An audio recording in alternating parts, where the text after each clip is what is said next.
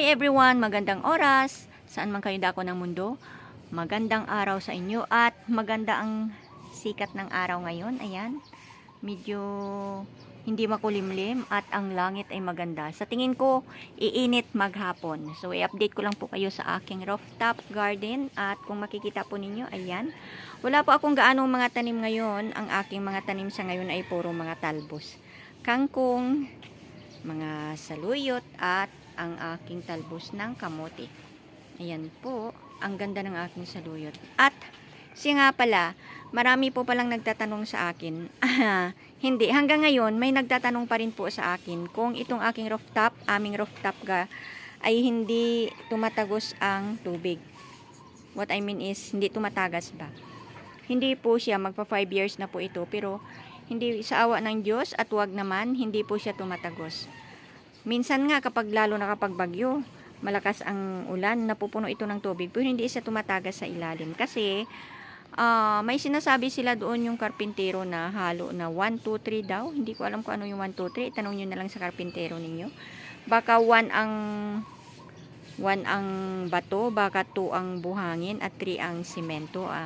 Hindi ko alam. Alam mo naman yung mga karpintero, alam nila yan.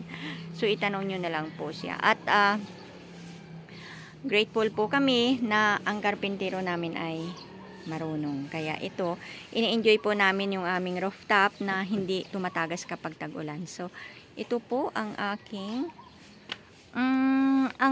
sili. Kinuha ko na ang bunga. Pero nagdadahon ulit siya ngayon. Ayan. Mayroon siyang mga bulaklak na bago. Ayan. At may bunga siya doon. Ayan, at ang aking saluyot, ang taba.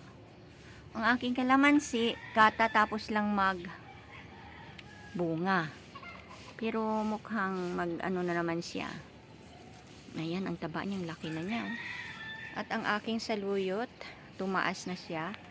Ang daming saluyot. Ako ay magsasaluyot ngayon. Gugulay ako ngayon ng saluyot, okay? Ayan. So, dito po tayo. At ang aking talbos, mayroon pa akong talbos ulit dito.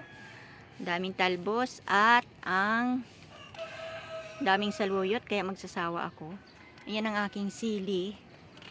May bulaklak siya, ayan. Nagbunga na ito pero ayan, may mga bagong bulaklak. Ayan.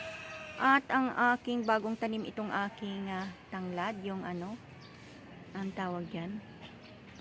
Yun lagi ko nakakalimutan ang pangalan ng tanglad. Tanglad tawag sa amin yan yung lemongrass. Yan, lagi ko siyang nakakalimutan. At ang aking oregano, masaya pa rin siya. Ayan, ang kalabasa, umakyat na siya doon sa taas. Ito yung pumayat itong aking dito, yung aking malunggay, pero doon sa kabilang kanto, pakita ko mamaya. Mataba siya. Maraming bulaklak ang aking sili. Ayan. So, yan ang talbos ng kamote ko dito. Humaba na siya hanggang dito, hanggang doon. Ang taba ng talbos ng kamote. At ang mga okra, yan, tumanda na siya. Tumaas siyang todo. Tumaas ang okra ko. Ayan, ang taas. Ayan, may mga bunga. May bago akong tanim. Ayan, may mga bunga ang okra. At may mga bago akong tanim dyan. Maraming talbos ang kalabasa. Ayan. Kukunin ko na ito mamaya. Ay aking igugulay. Mamaya lang. Yan. Aanihin ko yan. Pati itong bulaklak. Anihin ko yan. Mamaya. Hanggang dito, mayroon akong mga saluyot. Kung saan-saan lang kasi nakasabit itong mga saluyot. Kung saan-saan lang siya nakatubo ba. Pero maganda taba.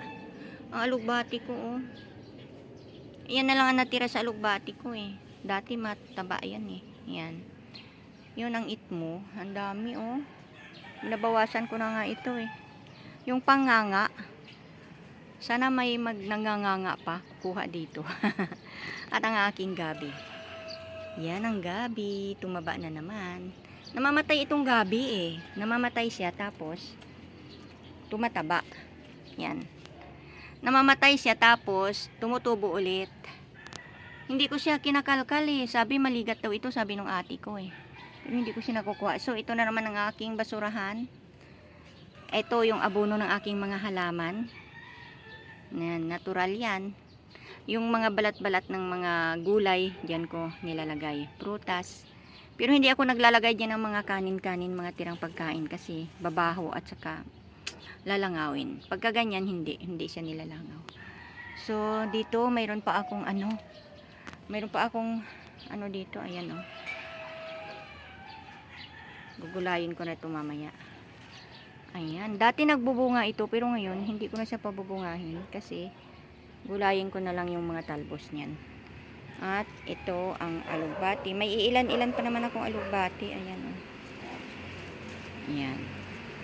Oh, ang aking ito. Magbubunga kaya ito. Kisa ito eh. Oh, andito pa rin. May mga ano pa rin ako dito. Kalabasa. At ang okra, ayan oh, tumubo. May bunga na siya.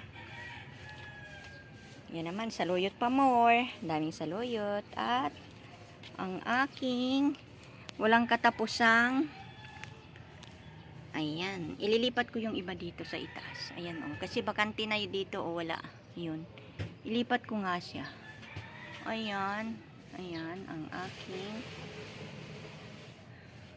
sibuyas dahon. Yan, dyan lang talaga yan sila.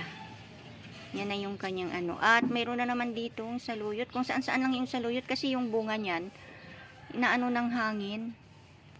Kung saan lang siya mapunta doon. Ayan oh, ang dami nga dito. Oh.